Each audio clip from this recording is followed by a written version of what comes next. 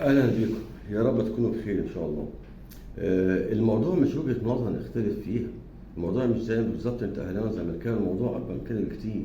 ولو انت مش شايف اللي بيحصل هناك او حاسس انه ما فيهاش حاجه وعايش حياتك عادي، المشكله تبقى فيك انت. يبقى انت فعلا ربنا طابع على قلبك بشكل او باخر ومفيش فايده فيك.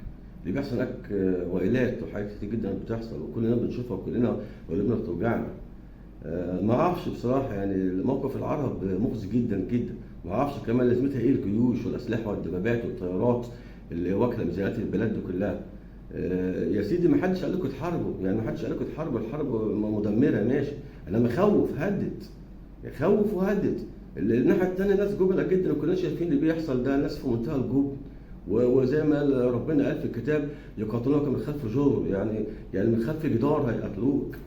فما اعرفش، يعني حاجه مستفزه جدا بصراحه. واللي يغيظ اكتر المشكله في ناس مستفزه من اللي بيحصل، ناس يعني مستغربه من رده فعل الشعوب، مستغربه بانك متعاطف وحزين جدا للي بيحصل، مستغربه جدا لتعاطفك. يعني في ناس بتنادي احنا مالناش دعوه وهم اللي يستاهلوا الكلام ده كله.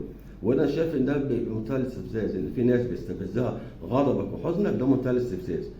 فما اعرفش، يعني انا شايف ان، يعني هل انتم مش شايفين تجيش الجيوش اللي بيحصل ده؟ تجيش الجيوش وتحشيد الحشود على فئه صغيره ومستضعفه في الارض، ده مش استفزاز؟ حاملات طائرات ومارينز وغواصه نوويه مبعوثه لاضعف خلق الله، ده مش استفزاز؟ كل الدنيا كلها لما تشوفها بتضرب في اخوك الصغير المستضعف وانت واقف تتفرج عليه بكل خصه ونداله وبلاده، ده مش استفزاز؟ فعايزين نقول لا يا جماعه، في ايه؟ مش فاهم. الغرب كله متكاتف على فئه صغيره، كلهم متكاتفين وموسعين ومالكوش دعوه ومحدش يتحرك وبتاع، واحنا سبحان الله موافقين على كده والدنيا جميله. لا، هنتحاسب على الكلام ده كله. ولا احنا مش بنرتكب القضيه، مش بنركب الموجه، بس على الاقل خوفوا الناس.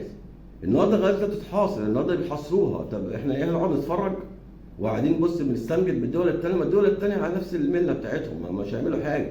اذا كناش احنا نعمل حاجه مش هيعملوا حاجه جدا، او مش هيعملوا حاجه خالص. فرحمه بالناس، بالشعوب اللي مش عارفه تعيش، الناس كلها موضوعه النهارده. بص في صفحات التواصل الاجتماعي، الناس في بوستاتها حزينه جدا، الناس تحس في وادي والحكام في وادي ثاني خالص. فايه المانع؟ دي فرصه لاي حاكم، ما اعرفش، فرصه لاي حاكم يقرب جدا من الشعب بتاعه، فرصه للحكام، فرصه استغلوها عشان الناس تحبكم، شعبكم تحبكم.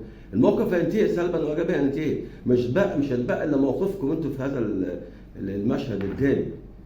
فعذر الاستفزاز او الكلام الشكل، لكن فعلا الحاجات المشاهد بنشوفها والمواقف الخنيعه اللي بتحصل حاجه تضايق جدا. يعني في الوقت اللي سبحان الله كان في اوج الضرب في قمته ورايحين نعمل مش عارف موسم الرياض ورايحين نرقص ورايحين نتنيل، ايه التخلف ده؟ ده البلاد الغربيه اللي مش على ديننا متعاطفه وبيطلعوا لو حضراتكم بتشوفوا بيخشوا البرلمانات وبيعترضوا وبيهاجموا المصريين واحنا قاعدين نرقص ونغني وزعلانين من الناس اللي بتتعاطف. فكلنا نتحاسب، من صغيرنا لكبيرنا نتحاسب، بحكامنا محكومين نتحاسب. فده وقت انك تفصل بين الحق وبين الباطل، والسكت عن الحق شيطان الاخرس. والسلام عليكم ورحمه الله وبركاته.